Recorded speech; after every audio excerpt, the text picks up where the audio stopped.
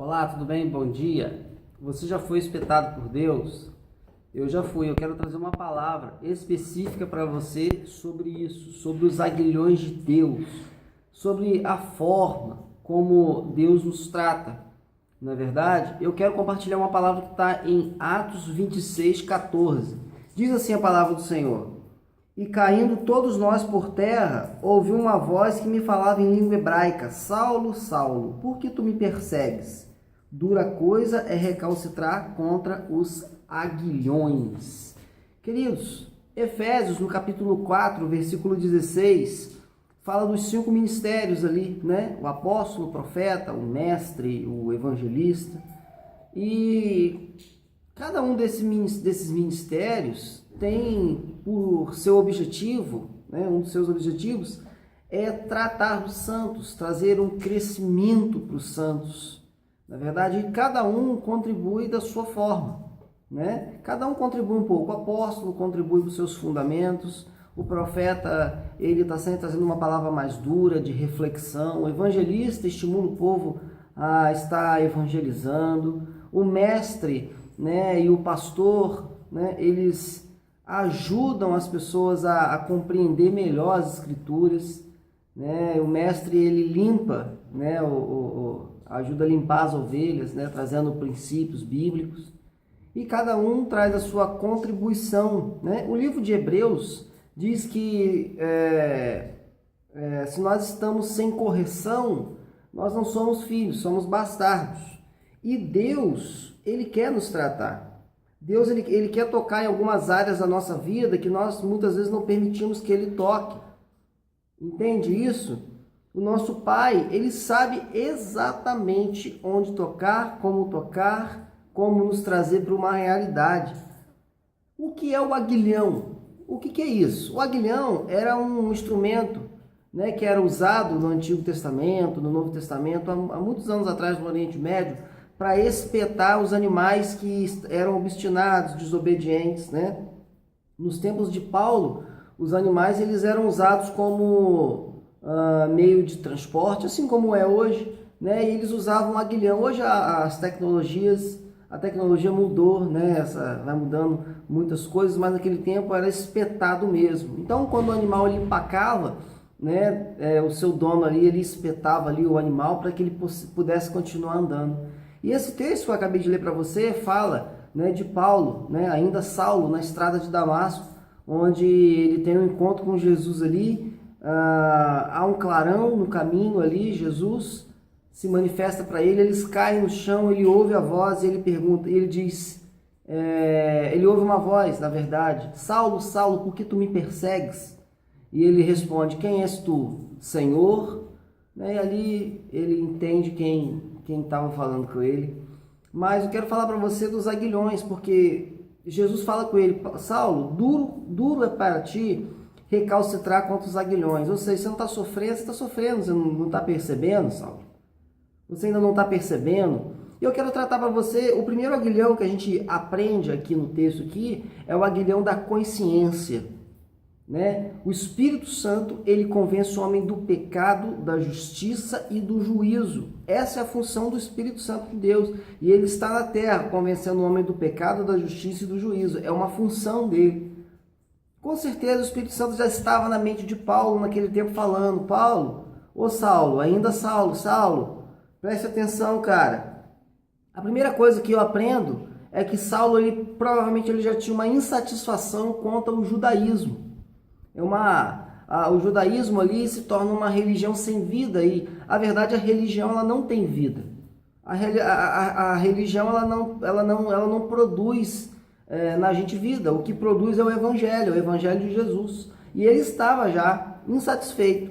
E esse aguilhão na consciência dele já havia sido, né, já estava sendo tocado ali na mente dele, né? O Espírito Santo estava convencendo ele: larga isso, Saulo, abandona isso.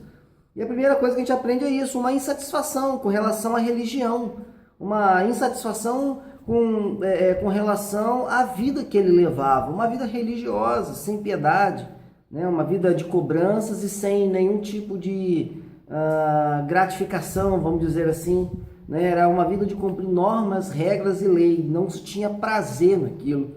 Então ele já estava de saco cheio, e esse era o aguilhão que estava tocando a consciência dele, né? E outra coisa, a identidade de Jesus, segundo ponto. Quem é esse homem? Quem é esse nazareno que anda fazendo tanto milagre, que andou, na verdade, fazendo tanto milagre, curando os cegos, os enfermos, levantando mortos do seu leito, né, da morte, ressuscitando pessoas? Quem é esse? Era um aguilhão na consciência dele. É assim que o Espírito Santo trabalha, primeiro na nossa consciência. É o aguilhão da consciência. É por isso que Jesus fala, dura para ti recalcitrar contra os aguilhões. Porque quando os animais eles não andavam, eles empacavam, alguns eram obstinados. E quando o dono espetava, eles davam coice para trás. Se você estudar, você vai ver isso. Então eles se machucavam. E Jesus está dizendo, você não está enjoado de se machucar? Você não está enjoado de recalcitrar contra os aguilhões? Você não está enjoado disso não, Saulo? Então, quem é esse Jesus? Quem é esse Nazareno? Quem foi esse Nazareno? Terceira coisa, o testemunho de um cristão que mesmo à beira da morte não amaldiçoou a Saulo nem os que estavam ali. Eu estou falando de Estevão, um homem cheio do Espírito Santo, que a Bíblia diz que começou a pregar ali uma mensagem, né? Eu acredito que ele colocou toda a Bíblia ali naquele capítulo ali de Atos ali, começou pregando com muita veemência. E a Bíblia diz que os religiosos tampavam os ouvidos e falavam, não pregue isso, o que você está falando? Ele falava, Jesus é o Senhor, é o Salvador, e eles começam a apedrejar, porque a religião, aquilo que ela não consegue controlar, ela mata. Você consegue entender? Por isso que Estevão morre. E quando ele está sendo apedrejado, ele levanta os olhos, ele vê Jesus em pé, ao lado do trono, ele diz, Pai, por favor, não impute esse pecado. Ou seja, ele intercede ainda e Saulo está vendo aquilo. Que isso? Mas o que é isso? Como que esse homem está sendo apedrejado, ele ainda tem força para interceder por nós?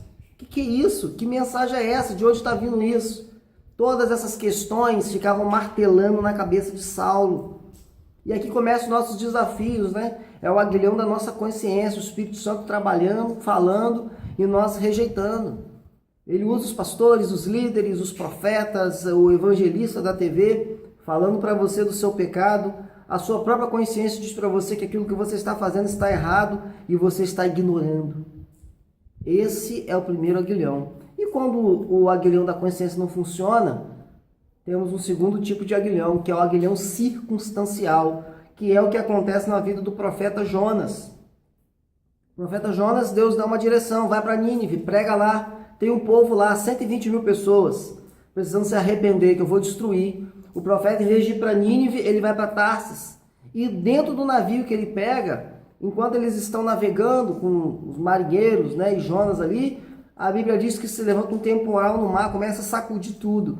E os marinheiros começam a cada um clamar pelo seu Deus, até que eles percebem Jonas e falam, olha, você, de onde você é? Ele diz, olha, eu sou hebreu e sirvo ao Deus dos céus, é por isso que você está nessa situação aí. Ou seja, o que eu aprendo aqui? O aguilhão circunstancial, querido, depois que quando Deus não consegue nos trazer um alinhamento por aquilo que Ele está nos falando, na nossa mente, no nosso espírito, começa a vir as tempestades que a vida vai propondo para a gente. Na verdade, é Deus chamando a atenção. E o interessante é que todos que estavam no barco com Jonas ali, eles estavam sofrendo, padecendo, eles poderiam ter morrido. Eu aprendo o seguinte, que quando eu estou desviado dos caminhos de Deus, quando eu estou desviado dos propósitos, muitas vezes, Deus, a situação é a seguinte, quem está comigo no meu barco vai sofrer, né? Pai de família, desviado, perdido, que não se posiciona. Deus só queria um posicionamento de Jonas ali. Não, mas ele está recalcitrando contra os aguilhões. Ele precisa ser jogado no mar, precisa ser engolido por uma baleia, ser cuspido na beira da praia de Nínive. Deus não espera isso de você. Deus espera que você ouça a palavra dele e você obedeça a ele. Deus não quer... As pessoas pensam assim, eu quero ser feliz. Deus quer que você seja obediente. A sua felicidade está em obedecer a Deus. Você está entendendo isso?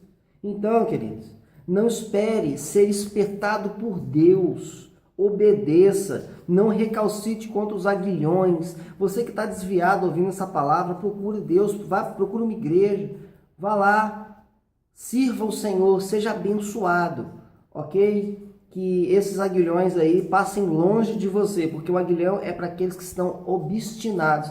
A Bíblia diz, né, em Salmos 32:8, instruir-te-ei nos caminhos que você deve andar. Não seja como o cavalo e a mula que precisam de correção e correia. Tá entendendo? Que essa palavra ganhe um espaço específico no seu coração. Tá ok? Até o próximo vídeo e que Deus esteja abençoando você. Fica com Deus e paz.